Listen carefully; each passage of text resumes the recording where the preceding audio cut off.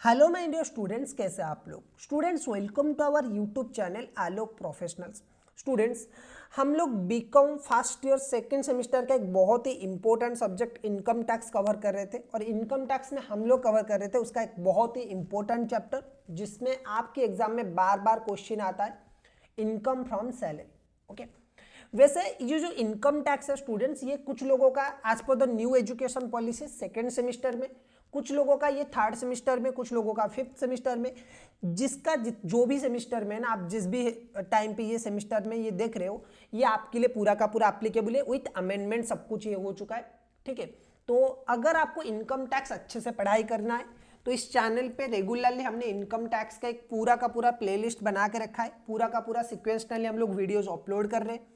और सिर्फ income tax का नहीं, आपकी बीकॉम में जितने भी इंपॉर्टेंट सब्जेक्ट्स हैं, ये जो चैनल है वो बहुत ही बीकॉम स्टूडेंट्स के लिए एंड प्लस टू स्टूडेंट्स के लिए एक बहुत ही इंपॉर्टेंट चैनल है। तो अगर आप चैनल पहली बार विजिट कर रहे हो, चैनल को एक बार सब्सक्राइब कर लीजिए। अगर ये वीडियोज आपको पसंद आ रहा है और वीडियो से आपको इन्फॉर्मेशन मिल रहा है तो ये वीडियो को आप एक बार लाइक कर लीजिए और इसे अपनी जो कोई भी बीकॉम स्टूडेंट या फिर आपके फ्रेंड्स के साथ शेयर करिए, ठीक है। अगर ये नोट आपको चाहिए तो ये नोट मेरे टेलीग्राम चैनल में आपको मिलेगा। टेलीग्राम चैनल की जो लिंक है वो डिस्क्रिप्शन पे आप ले सकते हो वहाँ से ये नोट, और ये बिल्कुल फ्री ऑफ कॉस्ट है। ओके, अभी तक स्टूडेंट्स हम लोगों ने इनकम टैक्स में इनकम फ्रॉम सैलरी कवर कर रहे थे और सैलरी में अभी तक हम लोगों ने पढ़ा है सैलरी क्या होता है, सैलरी के बेसिक कंपोनेंट्स जैसे कि बेसिक सैलरी है, डियरनेस अलाउंसेस है, कमीशन है, बोनस है। उसके बाद हम लोगों ने कवर किया है रिटायरमेंट बेनिफिट्स। रिटायरमेंट बेनिफिट्स क्या होते हैं, हम लोगों ने कुछ रिटायरमेंट बेनिफिट के टैक्सेशन भी पढ़ा, gratuity, pension, leave encashment, voluntary retirement compensation. आज हम लोग एक लास्ट जो हमारा रिटायरमेंट बेनिफिट है वो कवर करने वाले, जो है प्रोविडेंट फंड, जिसे हम शॉर्ट में पीएफ बोलते हैं, ठीक है। तो प्रोविडेंट फंड सर क्या होता है, एक बार हम लोग डिस्कस करेंगे कि सर प्रोविडेंट फंड एक्चुअली में होता क्या है। प्रोविडेंट फंड देखो, बहुत आप में से जिसके भी पापा या फिर भैया या फिर मम्मा जो भी जॉब करते हैं ना, जो अभी जॉब में, वो लोग हमेशा आपको बोलते होंगे या फिर कभी आप लोगों ने उनसे बात करते हुए सुना होगा कि मेरा सैलरी से इस साल इतना पैसा डिडक्ट होता है पीएफ का। मेरा सैलरी जितना भी है उसमें से कुछ पैसा पीएफ के लिए डिडक्ट होता है, कुछ पैसा टीडीएस के लिए डिडक्ट होता है। तो ऐसा आपने बात करते हुए सुना होगा। या फिर कुछ लोग जो रिटायर्ड हो जाते हैं वो बोलते हैं कि भाई मेरा पीएफ से इतना पैसा आया, मेरा पीएफ में इतना पैसा था जो मैं अभी विड्रॉ करने वाला हूं। तो ये जो पीएफ है या फिर प्रोविडेंट फंड है, ये बेसिकली स्टूडेंट्स है क्या। ओके, इसके बारे में आज हम डिटेल में बात करेंगे। आपको प्रोविडेंट फंड का एक बहुत अच्छा लॉजिक में मिलेगा, साथ में प्रोविडेंट फंड का टैक्सेशन कैसा होता है वो भी हम लोग डिस्कस करने वाले। ओके, तो देखो प्रोविडेंट फंड बेसिकली क्या है स्टूडेंट्स, हम यहाँ पे दो पर्सन का बेनिफिट लेते हैं। सपोज एक है मिस्टर प्रसन्न, एक पर्सन का नाम है मिस्टर प्रसन्न। मिस्टर प्रसन्न एक गवर्नमेंट एम्प्लॉई है, ठीक है। मिस्टर प्रसन्न एक गवर्नमेंट एम्प्लॉई है जिनकी महीने का सैलरी है, सैलरी पर मंथ कितना है सर, सैलरी पर मंथ है 1 लाख का, 1 लाख का सैलरी है, ठीक है। अब और एक पर्सन है जिसका नाम है मिस्टर रमेश, ठीक है। मिस्टर रमेश एक प्राइवेट एम्प्लॉई है, प्राइवेट एम्प्लॉई,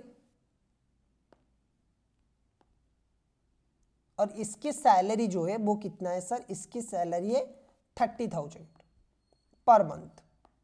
देखो आप 2 मिनट सोच के बताइए कि भाई कौन ज्यादा पैसा बचाता होगा, 30,000 वाला या फिर 1 लाख वाला। जरा एक बार बताइए कि कौन ज्यादा पैसा बचाता होगा, 30,000 वाला या फिर 1 लाख वाला। बहुत सारे बच्चों को लगता होगा कि सर इसकी सैलरी 1 लाख है तो ये ही ज्यादा पैसा बचाएगा, 30,000 में तो सब कुछ पैसा खर्च हो जाएगा।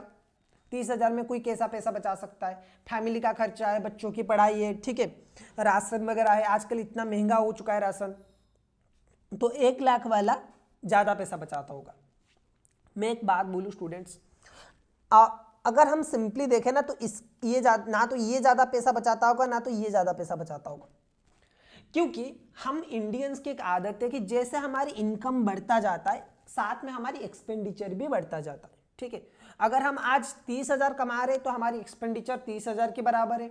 अगर हम 1 लाख कमा रहे तो हमारी एक्सपेंडिचर 1 लाख के बराबर होगा, ठीक है।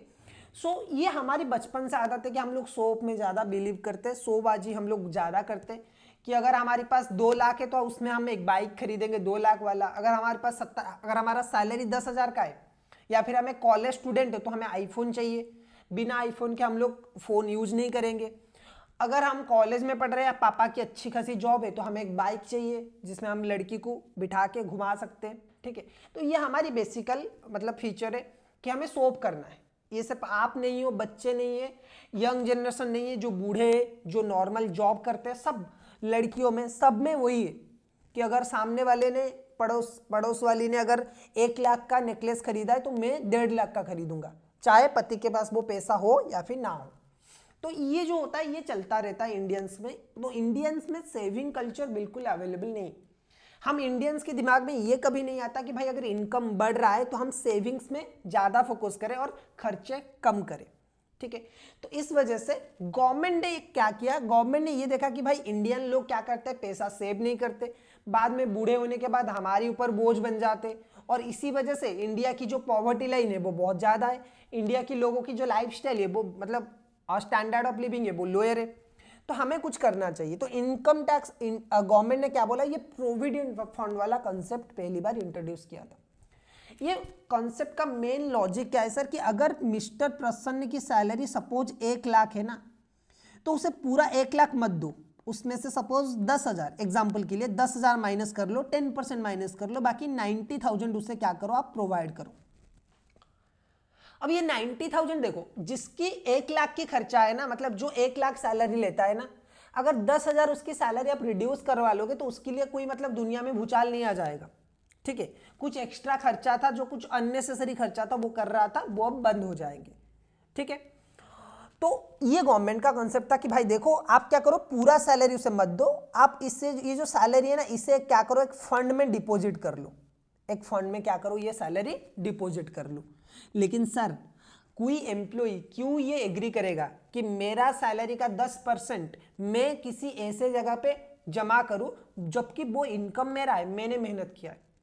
तो गवर्नमेंट ने ये बोला एम्प्लॉयज को, भाई देखो तुम लोग क्या करते हो, अपनी रिटायरमेंट के टाइम पे कुछ सोचते ही नहीं हो, तुम्हारा कोई प्लानिंग नहीं है फ्यूचर का, अभी तुम्हारे हाथ पे चल रहे, अभी तुम जॉब कर रहे हो, कल को अगर खुदा ना खास्ता कि आपका कुछ हो गया तो आपकी फैमिली मेंबर को कौन संभालेगा, और अगर आप बूढ़े हो गए तो उस केस में आपका जो इनकम है, आप अगर बूढ़े हो जाते हो तो उस केस में आप कैसे अपनी गुजारा करोगे, ठीक है। तो इसीलिए हम क्या कर रहे हैं, हम आपकी सैलरी से कुछ अमाउंट डिडक्ट कर रहे हैं, जब आप रिटायर्ड होंगे तब हम अमाउंट आपको क्या करेंगे, पे करेंगे। ये जो 10,000 है ये हम आपका कहीं मतलब हम नहीं खा रहे, ये पैसा हम एक फंड में डिपॉजिट करेंगे, उसके बाद ये जो फंड होता है ये हर महीने डिपॉजिट होता जाएगा। तो एक कुछ टाइम के बाद जब आप रिटायर्ड बनोगे तो आपके पास एक बहुत बड़ा अमाउंट होगा जो आप क्या कर सकते हो, अपने बुढ़ापे में यूज कर सकते हो। लेकिन सर हमारे लोग मानेंगे क्यों, मिस्टर प्रसन्न ने सीधा सीधा मना कर लिया कि भाई मुझे पीएफ वाला झंझट में नहीं पड़ना है, बहुत बहुत तकलीफ देते हो आप पीएफ वगैरह में, ठीक है। आप 4 साल से मेरा पीएफ नहीं काट रहे हो एग्जाम्पल, ठीक है।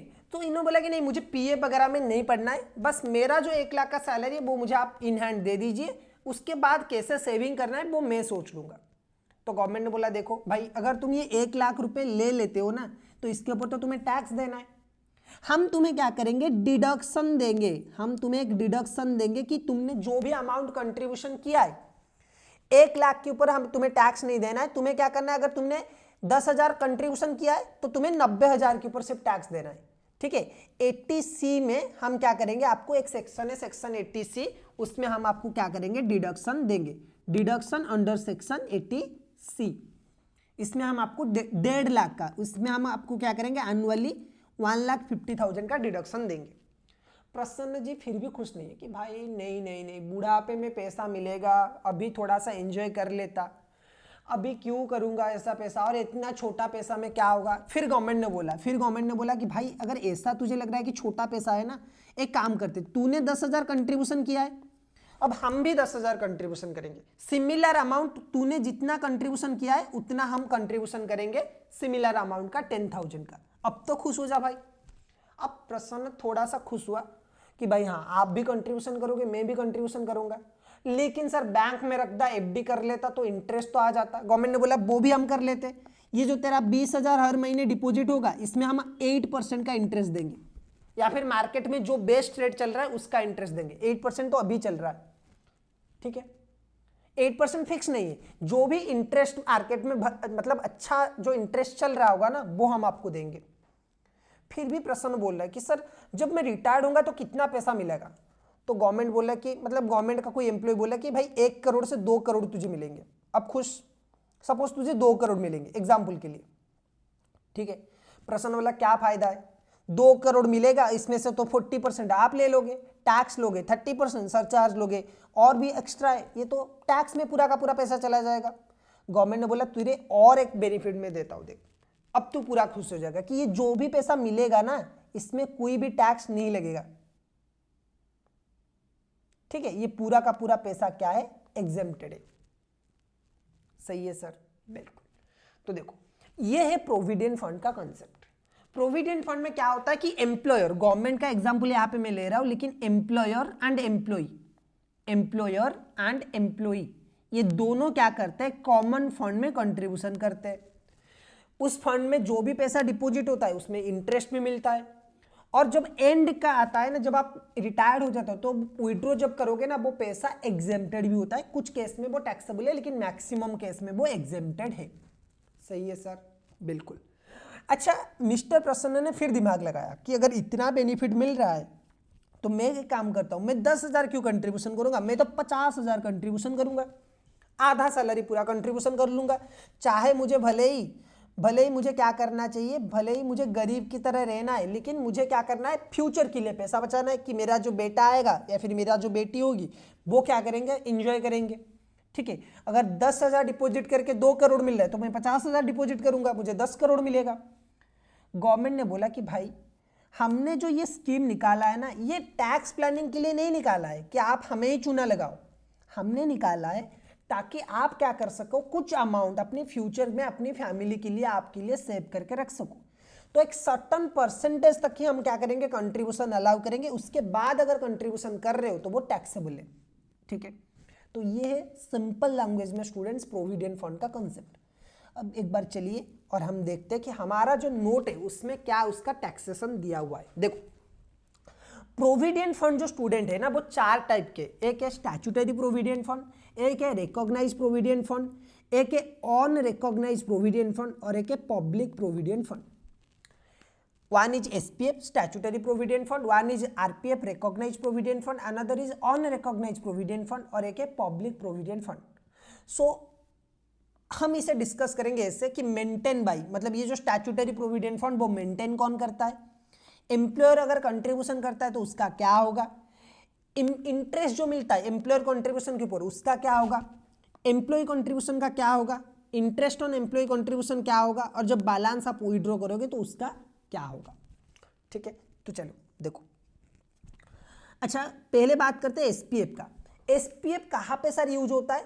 ये यूज होता है गवर्नमेंट ऑर्गेनाइजेशन में। एक होता है जीपीएफ, गवर्नमेंट प्रोविडेंट फंड, ठीक है।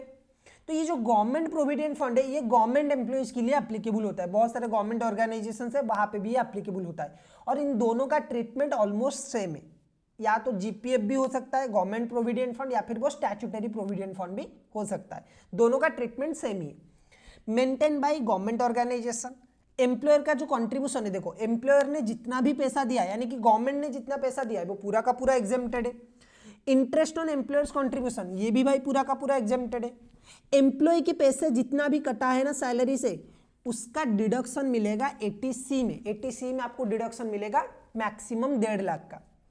एम्प्लॉय का जो भी कंट्रीब्यूशन है उसमें जो भी इंटरेस्ट मिलता है, मतलब देखो ये दो है ना, 10,000 एम्प्लॉय कंट्रीब्यूशन कर रहा है, 10,000 एम्प्लॉय कंट्रीब्यूशन कर रहा है, और 10,000 क्या कर रहा है? एम्प्लॉयर कंट्रीब्यूशन कर रहा है। तो इसमें भी 8% मिलेगा, इसमें भी 8% मिलेगा। तो दोनों का जो इंटरेस्ट है ना, दोनों क्या है? एग्जेम्प्टेड है। इंटरेस्ट ऑन एम्प्लॉयज कंट्रीब्यूशन भी क्या है? एग्जेम्प्टेड है। बैलेंस विड्रॉल क्या है? वो एग्जेम्प्टेड है। यानी कि जो भी पैसा आप विड्रॉ करोगे आफ्टर रिटायरमेंट वो पूरा का पूरा एग्जेम्प्टेड है। तो ये क्या है सर? Statutory provident fund. उसके बाद हम बात करेंगे प्राइवेट सेक्टर की या फिर नॉन गवर्नमेंट ऑर्गेनाइजेशन की, जिसमें एक फंड मेंटेन होता है जिसका नाम है रिकॉग्नाइज्ड प्रोविडेंट फंड। अब ये रिकॉग्नाइज प्रोविडेंट फंड क्या आता है, क्यों इसका नाम रिकॉग्नाइज प्रोविडेंट फंड है, क्योंकि इससे इनकम टैक्स कमिश्नर ने अप्रूवल दिया है। जो प्रोविडेंट फंड प्राइवेट सेक्टर का है उससे अगर इनकम टैक्स कमिश्नर ने अप्रूवल दिया है तो वो क्या है, रिकॉग्नाइज प्रोविडेंट फंड। अगर इनकम टैक्स कमिश्नर ने अप्रूवल नहीं दिया है तो वो क्या होगा, अनरिकॉग्नाइज प्रोविडेंट फंड होगा। ठीक है, चलो नॉन गवर्नमेंट ऑर्गेनाइजेशन मेंटेन करते हैं इसे। एम्प्लॉयर का कंट्रीब्यूशन सर एग्जम्प्टेड होगा, जैसे मैंने बोला था ना, बहुत सारे लोगों ने इसे टैक्स प्लानिंग के हिसाब से ले लिया, तो गवर्नमेंट ने बोला कि भाई ऐसा नहीं होगा, जितना आप कंट्रीब्यूशन करोगे ना, आपका एम्प्लॉयर मैक्सिमम कितना कंट्रीब्यूशन कर सकता है, 12% ऑफ सैलरी। सपोज आपका सैलरी है 1 लाख का, ठीक है, सो एम्प्लॉयर कंट्रीब्यूशन कितना होगा, एम्प्लॉयर कंट्रीब्यूशन जो होगा वो होगा 12,000 का पर मंथ। पर मंथ कितना होगा, 12,000। सो अगर सैलरी 1 लाख का है महीने का सैलरी, तो आपको कितना कंट्रीब्यूशन मिलेगा, मतलब मैक्सिमम कितना एग्जेम्पशन मिलेगा, 12,000 पर एनम का। ठीक है, सॉरी 12% पर एनम, यानी कि महीने का अगर सैलरी कितना है 1 लाख का है तो 12% पर मंथ एग्जेम्पशन मिलेगा। ठीक है, लेकिन सर अगर मेरे एम्प्लॉयर ने 15,000 महीने का कंट्रीब्यूशन किया है तो भाई 12,000 का एग्जेम्पशन मिल जाएगा, 3,000 आपका टैक्सेबल हो जाएगा, सीधा सा बात है। ठीक है, इंटरेस्ट में भी यहाँ पे रेगुलेशन है कि इंटरेस्ट में भी कितना मिलेगा, 9.5% का ही डिडक्शन आपको मिलेगा। 9.5% का एग्जेम्पशन मिलेगा, उसके बाद जो है वो है टैक्सेबल। 80C का डिडक्शन आपको मिलेगा, लेकिन 80C में मैक्सिमम कितना मिलता है सर, 1.5 लाख का, तो वही मिलेगा। अच्छा, अगर जो भी इंटरेस्ट आपने क्लेम किया है, इंटरेस्ट ऑन एम्प्लॉयज कॉन्ट्रीब्यूशन, ये पूरा का पूरा एग्जेम्प्टेड है। और इसका जो नोट है वो नोट नंबर 1 पे दे रखा है, देखो कि जो बैलेंस आप विड्रॉ करते हो, अगर आप 5 साल के बाद विड्रॉ करोगे तो वो पूरा का पूरा एग्जेम्प्टेड है। If employ withdraw any amount from RPF after completion of 5 year of continuous service, then any amount withdrawn from that fund is fully exempted. वही बोल रहा है कि भाई अगर 5 साल आपने कंटिन्यूअस काम किया है तो 5 साल के बाद अगर आपने पैसा विड्रॉ किया है तो वो क्या होगा, पूरी तरह से टैक्सेबल होगा, मतलब पूरी तरह से एग्जेम्प्टेड हो जाएगा। लेकिन सर अगर आपने 5 साल से पहले विड्रॉ कर लिया है तो उस केस में क्या होगा, if employ withdraw balance from RPF before 5 year for any reason, इन तीनों रीजन को छोड़ के अगर आपने पहले 5 साल से पहले पैसा विड्रॉ किया है तो वो यूआरपीएफ की तरह ट्रीटमेंट होगा। देखो सर, अगर मैंने 5 साल काम किया है लेकिन एक ही ऑर्गेनाइजेशन में काम नहीं किया है, सपोज मिस्टर प्रसन्न जो है वो टाटा में पहले जॉब कर रहे थे, टाटा में उन्होंने 3 साल काम किया, फिर उन्होंने रिलायंस ज्वाइन कर लिया, रिलायंस में उन्होंने 2 साल काम किया, तो सर क्या इन्हें 5 साल काउंट किया जाएगा, बिल्कुल किया जाएगा। गवर्नमेंट बोल रहा है कि भाई अगर आप जॉब स्विच करते हो ना तो एक जगह से दूसरे जगह अगर जाते हो तो उसे कंटिन्यूअस सर्विस ही काउंट किया जाएगा और ये 5 साल आपका काउंट किया जाएगा और आपको एग्जेम्पशन मिलेगा। ठीक है सर, क्या हम 5 साल से पहले कभी भी पैसा विड्रॉ नहीं कर सकते? नहीं कर सकते हो। अगर आप 5 साल से पहले पैसा विड्रॉ करते हो ड्यू टू 3 रीजन, कौन कौन से वो रीजन है, ड्यू टू इल हेल्थ, यानी कि आपकी तबीयत खराब हो रहा है और उस वजह से आप पैसा विड्रॉ कर रहे हो, अपनी खराब जो हेल्थ है उसकी वजह से आप पैसा विड्रॉ कर रहे हो तो आपको एग्जेम्पशन मिलेगा। Due to discontinue of employers business, suppose आप जहां पे काम कर रहे थे उसकी कंपनी ही पूरा का पूरा बंद हो गया, तो उस केस में भी आप क्या कर सकते हो, मतलब 5 साल से पहले पैसा विड्रॉ कर सकते हो। या फिर अगर कोई ऐसा रीजन है जो कि beyond the control of employees है, सपोज मिस्टर प्रसन्न जो है वो अफगानिस्तान के सिटीजन है, अफगानिस्तान को तालिबान वालों ने कंट्रोल कर लिया, पूरा कब्जा कर लिया और बोला कि जो जहां पे है, जो फॉरेन कंट्रीज में लोग हैं वो तुरंत अफगानिस्तान आ जाए वरना हम उनके फैमिली को मार डालेंगे। तो उस केस में मिस्टर प्रसन्न ने जॉब छोड़ा, पूरा का पूरा जो भी उनका पीएफ का पैसा था वो सब कुछ विड्रॉ किया और फिर चले गए। तो उस केस में ये एक ऐसा कंडीशन है जो कि ना एम्प्लॉय के हाथ में है ना कि एम्प्लॉयर हाथ में, तो ये इसीलिए पूरा का पूरा एग्जेम्प्टेड होगा। अगर इन तीनों रीजन को छोड़ के आपने किसी और रीजन के लिए 5 साल से पहले पैसा विड्रॉ किया है तो वो पैसा जो होगा वो क्या होगा, फुल्ली टैक्सेबल हो जाएगा। ओके, तो ये तो सर आरपीएफ की बात। अब यूआरपीएफ की बात करते हैं, ऑन रिकॉग्नाइज प्रोविडेंट फंड का। देखो, ऑन रिकॉग्नाइज प्रोविडेंट फंड को भी गवर्नमेंट ऑर्गेनाइजेशन मतलब नॉन गवर्नमेंट ऑर्गेनाइजेशन ही रन करता है, लेकिन इसमें वो फंड होता है ये जिसे इनकम टैक्स के कमिश्नर ने अप्रूवल नहीं दिया है। देखो, अब इसमें क्या होता है कि एम्प्लॉयर ने जो कंट्रीब्यूशन किया वो एनुअल कंट्रीब्यूशन एग्जेम्प्टेड है, इंटरेस्ट जो है एनुअल इंटरेस्ट वो भी एग्जेम्प्टेड है, एम्प्लॉय को कोई भी डिडक्शन नहीं मिलेगा। देखो यहाँ पे डिडक्शन मिल रहा था, यहाँ पे वो बेनिफिट इन्होंने नहीं दिया, कोई भी डिडक्शन नहीं मिलेगा। इंटरेस्ट जो है वो क्या होगा, वो भी आपका एग्जेम्प्टेड है, लेकिन ये पर एनम वाला है, ठीक है। तो सर हमने तो वही किया, पर एनम वाला एग्जेम्प्टेड है, नहीं। देखो अगर आपने यूआरपीएफ का जो नोट है देखो, accumulated employer contribution, employers contribution, जो एक्यूमुलेटेड एम्प्लॉयर्स कंट्रीब्यूशन है वो क्या होगा, फुल्ली टैक्सेबल। भाई ये लोग बोल रहे हैं कि हम क्या करेंगे, फुल्ली टैक्सेबल अंडर सैलरी। भाई ये क्या बोल रहे हैं, ये बोल रहे हैं कि हम हर साल टैक्स नहीं लेंगे, आप डिपॉजिट करते जाइए, आपके लिए एग्जेम्प्टेड है। जब आप विड्रॉ करोगे ना, आपका एम्प्लॉयर ने पूरे जिंदगी भर में आपको जितना पैसा दिया है, जितना कंट्रीब्यूशन किया है, पूरा का पूरा सैलरी में टैक्सेबल।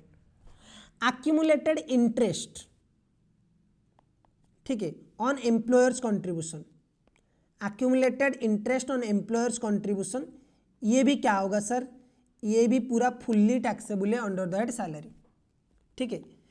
एक्यूमुलेटेड सर एम्प्लॉय का contribution, employ contribution not taxable, employ का जो कंट्रीब्यूशन है, एम्प्लॉय कंट्रीब्यूशन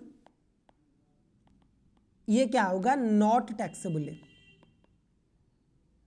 सही है। सर इंटरेस्ट जो है, interest on employ contribution, interest on employ contribution, interest on employ contribution, sir ये क्या है, ये टैक्सेबल होगा, ये टैक्सेबल होगा सर आपका अदर सोर्सेस में, taxable under other, taxable under other source, income from other sources में ये टैक्सेबल होगा।